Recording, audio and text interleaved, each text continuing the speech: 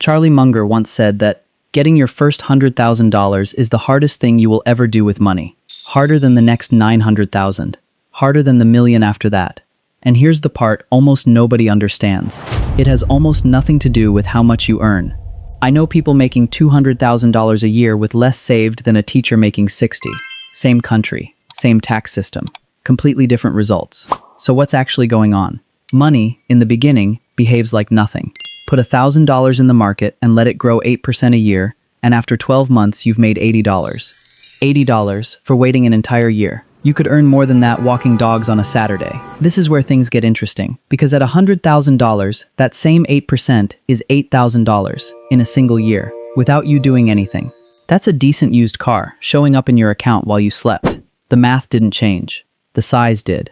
But here's what almost nobody realizes. The first 100,000 isn't slow because compounding is weak. It's slow because compounding needs a base to work from, and you're building that base with nothing but your own labor. There's no interest doing the heavy lifting yet. It's just you, your paycheck, and whatever you manage not to spend. That's the trap. Because in year one, saving feels pointless. You put away $400 a month, you check your account, and it looks like nothing happened. Most people quit right here.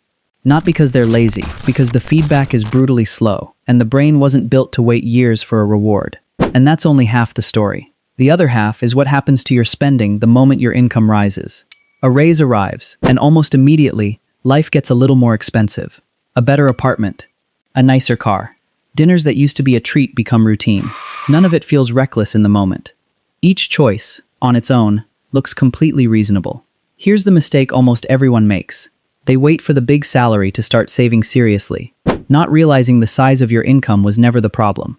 The gap between what you earn and what you spend, that's the entire game. And that gap gets harder to protect the more you make, not easier, because everything around you gets more expensive at exactly the same pace your income does. So how does anyone actually cross that first 100,000? Not with a genius stock pick, not with some secret account. The people who get there fastest do one boring thing. They automate the gap before they can feel it. The money moves out before it ever becomes theirs in their head.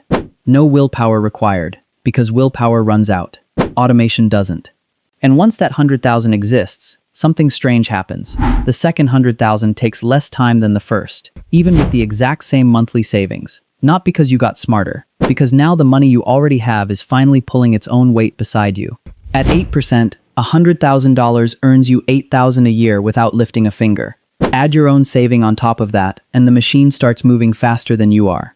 This is the part investors underestimate the most. Wealth isn't built in a straight line. It's built in a curve that looks flat for a long time and then suddenly isn't. The frustrating invisible years where nothing seems to be happening are not wasted years. They're the years where the base gets built. Skip them, and there's no curve left to bend later. So if you're sitting there with $40 or $60 or $80,000, feeling like the progress is too slow to matter, it's not. You're doing the only part of this that requires no luck and no market timing. You're building the base the rest of it stands on. The people who reach 7 figures didn't get there because the second half was easy. They got there because they didn't quit during the boring part everyone else gives up on. If you want to know exactly what separates the people who stop at that first 100,000 from the people who make it all the way to 1 million, watch the next video. Because the reason is almost never what you'd expect.